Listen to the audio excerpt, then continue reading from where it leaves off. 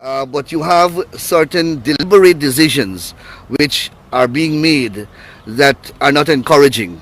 For example, station number 9, counting region 4 ballots, have closed operations already 2 hours before the scheduled closure of today's work. And that is totally unacceptable. The person in the room who is in charge of the operations reported that that is Mr. Lowenfield's instructions. I spoke with Mr. Lowenfield himself. He denies. He said he never gave such an instruction. I am also told that Miss Carol Joseph, who is part of that station, she indicated that she has to travel all the way to West Coast Berbice, and she requested that the operations close prematurely. That is totally unacceptable. And I have reported it to the chairperson, I have reported it to Mr. Lowenfield, and hopefully that will not occur again. In all of this, Mr. Nandlal, you say you're being told, so you didn't hear these things directly from these persons. No, but our persons in the room, Mr. Ganga Prasad, he can come out and speak to you. He reported that to me in the presence of Mr. Lowenfield. He spoke to Mr. Lowenfield and he told Mr. Lowenfield that the person in charge, the GECOM staff in charge of the process, told him that it is Mr. Lowenfield's direction. Mr. Lowenfield denied that, but he didn't make any attempt to go and verify or confront the person who is making that allegation against him. The other issue that I want to highlight is the fact that GECOM has emphasized that they will protect the identity of the voter. In fact, that is the reason they have given for not doing live streaming, video live streaming. We don't accept that argument, but that is their argument that they have put forward, that they want to protect the identity of the voter.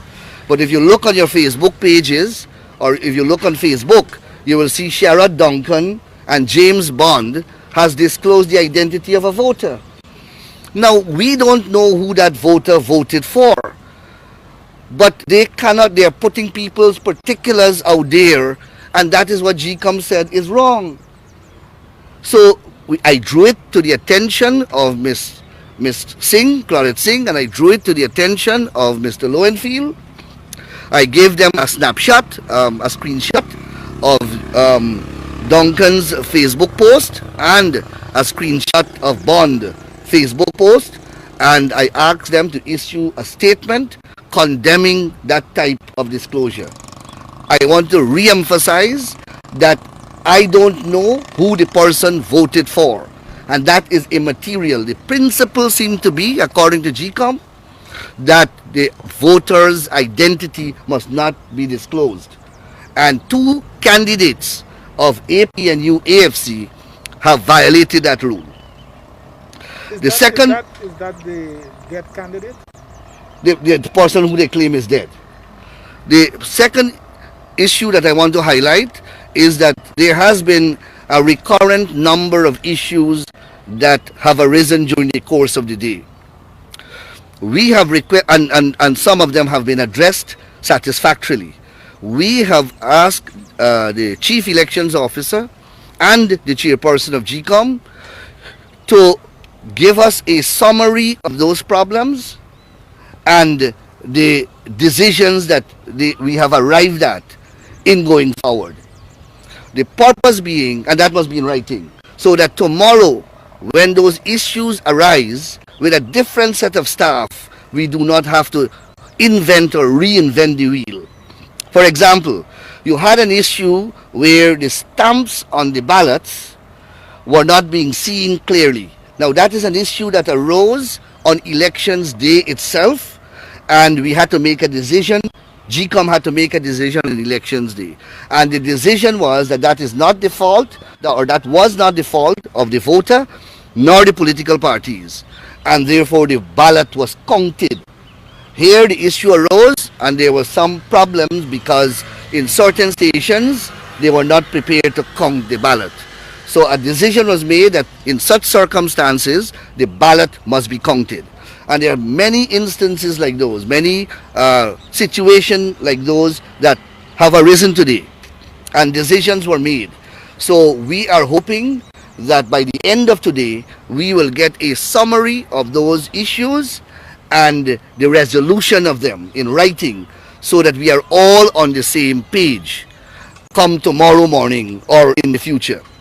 Another issue that has arisen, which we expect, was there are persons whose votes, whose X did not fall into the box, but it is still a valid vote because you're able to decipher the intent of the voter in terms of the political party that voter wanted to give his vote to. So that it may not be in the box next to the cup, but it is closer to the cup than any other symbol.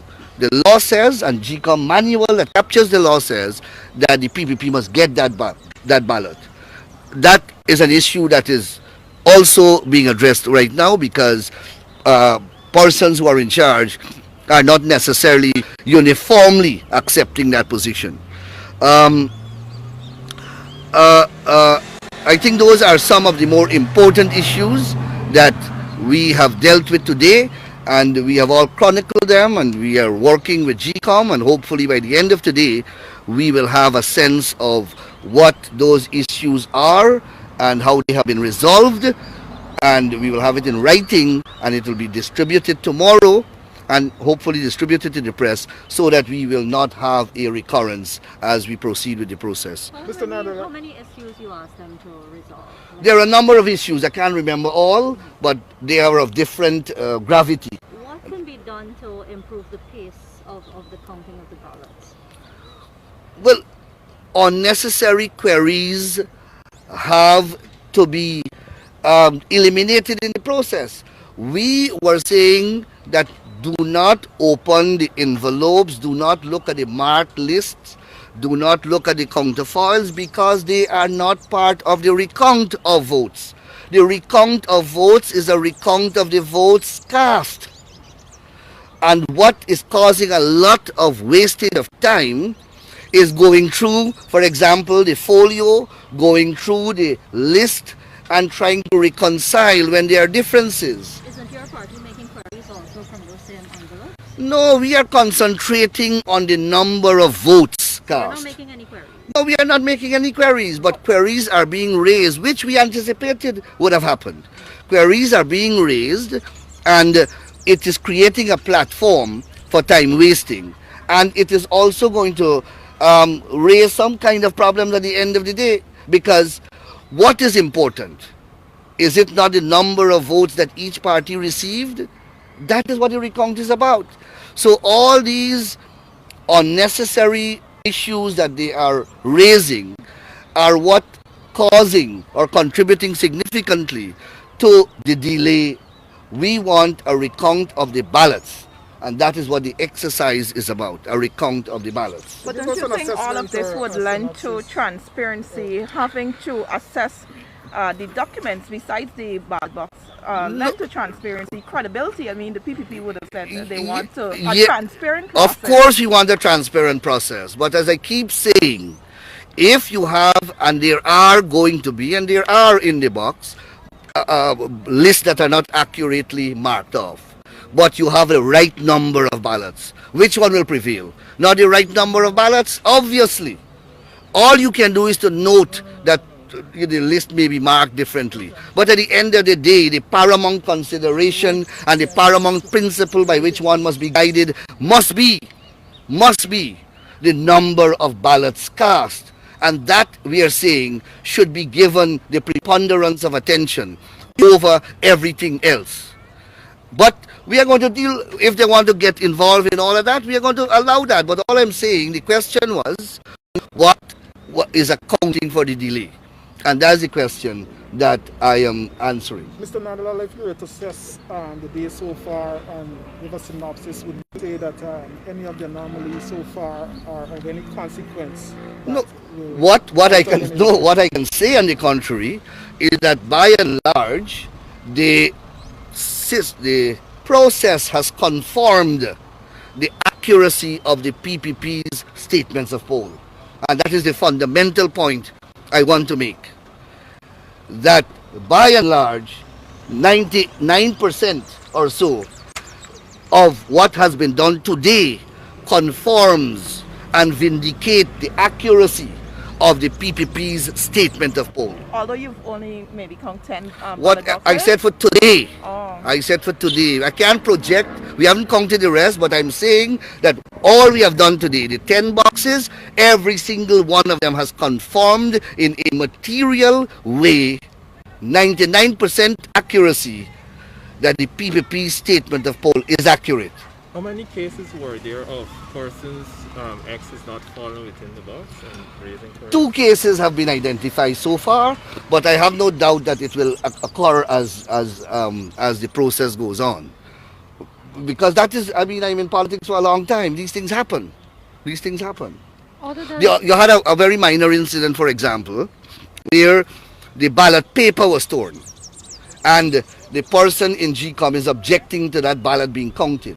But when you easily fold the tear back, you see that the ballot is a ballot for the PPP, and that ballot is being denied. Now, is that the PPP fault that the ballot is torn?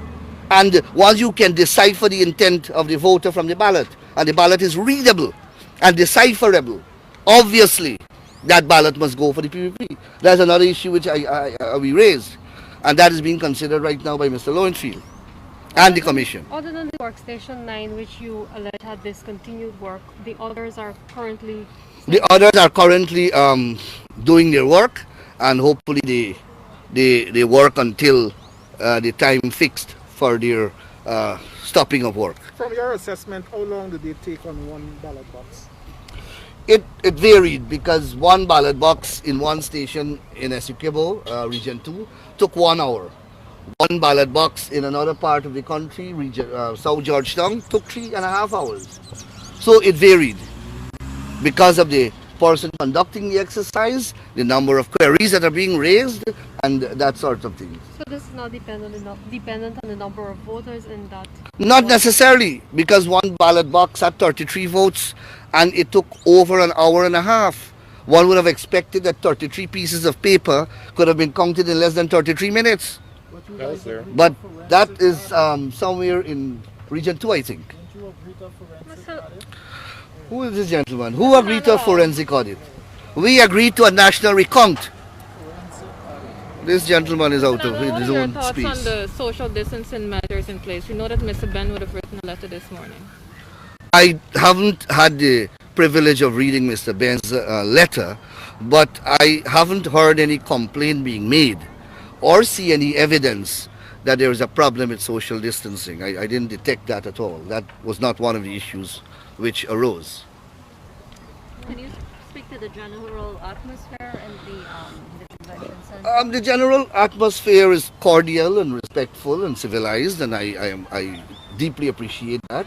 I mean, I've been in there from this morning, and persons are speaking, you know, with mutual respect to each other, and the chairperson and the chief elections officer and the commissioners are you know, on the floor all the time, and they are accessible for most of the time. We know that the CARICOM officials are not able to be at all of the stations at the same time, but would you say that you're seeing their presence from time to time? Yes, their presence are being felt and being seen, and I think that they are doing a fair job. The advisor from Africa is there too, and he's circulating as well. The political parties are there, the local observers are also there. I saw several members of the Private Sector Commission, I saw AmCham, I saw various observers, and they are being allowed to play their statutory part in the process. Thank you. You're most welcome.